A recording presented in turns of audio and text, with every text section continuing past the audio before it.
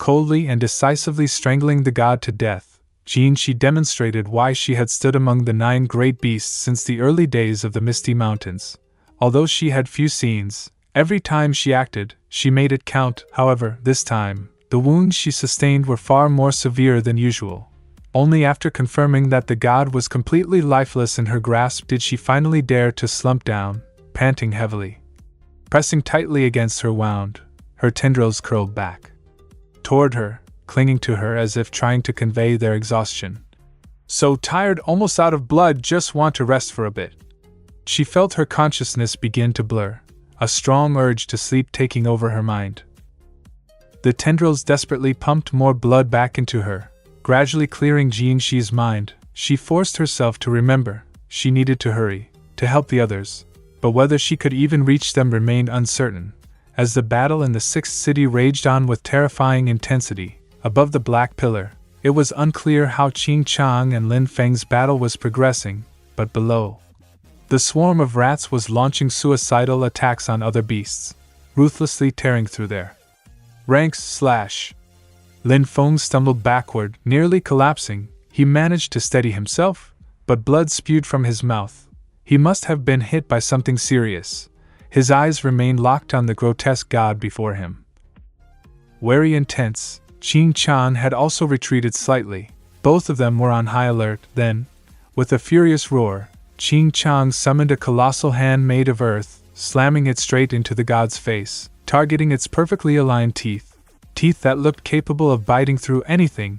It seemed this was a weak point the god wanted to avoid. He leaped backward just in time, narrowly dodging Qing Chang's earth-shattering strike. However, Qing Chang managed to rip something off him, provoking an immediate counterattack. The disgusting mass on the god's abdomen contracted like squinting eyes, forming variously sized energy orbs.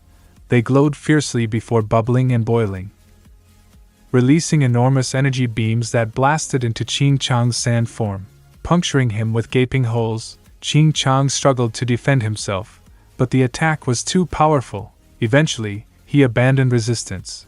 Taking hits in sand form wasn't fatal, but constantly regenerating his body was consuming an insane amount of energy. As soon as the bombardment ended, Qing Chang was already panting heavily. Unable to launch an attack right away, the god, still looking completely unfazed, prepared to strike again. But nearby, Lin Feng had already gathered his strength. He summoned a gigantic drill made of dark energy, its tip twice as sharp as calcium, and hurled it toward the god, aiming for the area just above its teeth, the softest-looking spot. But before the drill could make contact, a strange purple barrier appeared, stopping it in its tracks. No matter how much force Lin Feng applied, he couldn't pierce through. The god opened his mouth wide and fired a massive energy beam. Unlike the previous attacks, this one required no charging time since it was released directly from his mouth, though slightly weaker in power. It effortlessly obliterated Lin Feng's drill. Qing Chang immediately shaped another giant hand to assist his ally in retreating. His sand body was still in the process of reforming. Fighting on top of the Black Pillar was a disadvantage for him. There was no fresh earth or sand to draw from, and he only had a limited supply that followed him. They had been fighting together up here for a while now and still hadn't dealt any serious damage to the god. Even someone as arrogant as Lin Feng had to admit. Their opponent was terrifyingly strong, with a level of power that was unfathomable. Suddenly, a bright streak of light shot past them from behind, soaring like a bird and crashing straight into the god. For a moment, they thought it was a much-needed reinforcement, but something was off. When the purple light enveloped the god, his energy didn't weaken, it strengthened, and there was an unfamiliar scent to it. There was no doubt this was power returning to the remaining gods after one of their own had died. The god's pupils shrank as he realized it. This was number 12's power. That meant number 12 had been killed. His brief moment of shock quickly transformed into exhilaration. His grotesque face contorted into a manic grin as he laughed hysterically. "Marvelous!" he roared, his entire being radiating bloodlust as he absorbed the newfound strength. "What the hell?" Lin Feng wanted to ask Qing Chang. They had already spent so much energy fighting this thing, and now it was growing even stronger at an alarming rate. Ching Chong saw it too but had no idea why. Seeing their confusion, the god couldn't resist the urge to explain. After all, he was still superior to them in every way. Letting them know a little bit wouldn't change anything. Listen well, he sneered. Whenever one of us dies, their power gets redistributed among the surviving gods. Our strength only grows greater with each death. The shock was evident on Ching Chong and Lin Feng's faces. No matter how hard they tried to hide it, they were now facing an even more impossible battle. Perhaps the hardest they had ever encountered. The god was clearly pleased by their reaction. I am no longer the same as before, he gloated. This is my evolved form. Meanwhile, in the second city, another battle raged on. Buildings tilted and collapsed in all directions, and no creatures dared to fight near the black pillar due to the sheer destructive force unleashed there. Through the swirling dust and smoke, the kangaroo squinted its eyes, bracing itself against the impact with its powerful legs and massive claws. With his newly awakened divine form, Zom stood proudly. Looks like you'll be getting a few more scars, he taunted. The kangaroo was just as arrogant. In this battle, it only sought one outcome: absolute victory. It didn't even bother acknowledging Zom's existence as a true opponent. The only one I recognize is the nine-tailed fox, it sneered. The response seemed irrelevant to Zom's taunt, but the meaning was clear. The only creature it truly respected was the nine-tailed fox.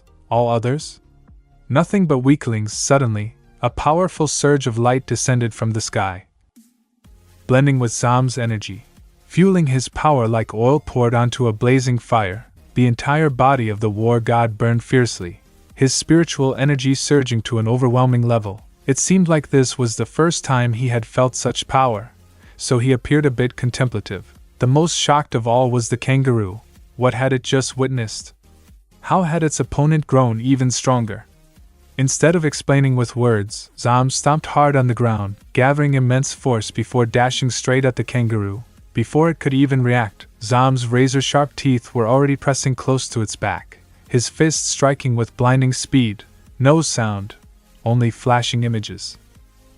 Zom attacked at point-blank range, leaving the kangaroo with no time to respond. A powerful swing connected with the kangaroo's head, producing a resounding smack. Its face nearly detached from its neck, and its entire body twisted to the side.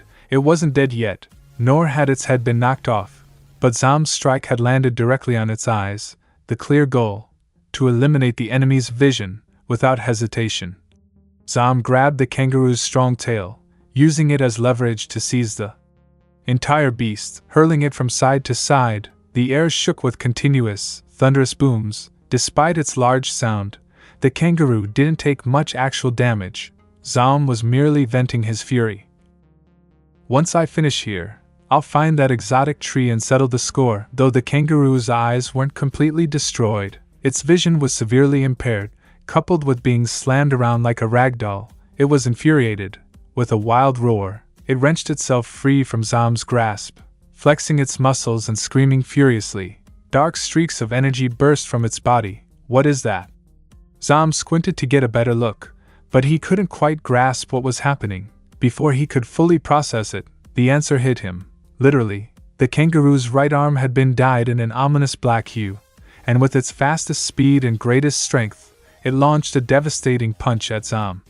However, the punch halted in midair. The kangaroo was stunned. What? Its full-force attack had stopped on Zom's nose like a butterfly landing on a leaf. Not even his feet shifted. Zom let out a low grunt, short, yet filled with overwhelming contempt. He clenched his fist in retaliation, exhaling sharply. Too bad I couldn't pierce that exotic tree last time.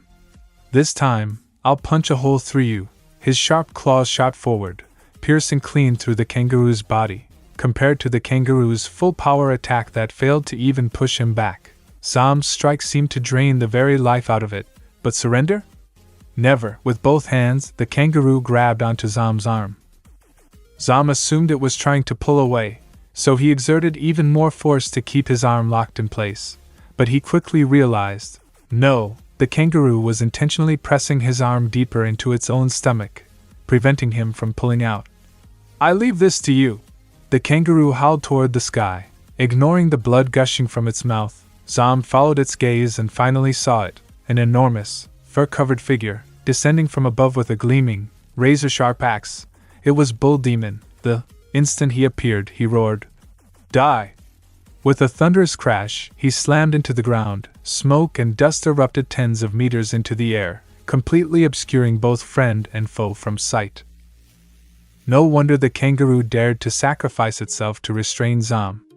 Perhaps, at that very moment, Bull Demon had secretly manipulated gravity, locking Zom in place. Emerging from the settling dust, Bull Demon stood tall, his massive horns crackling with electricity.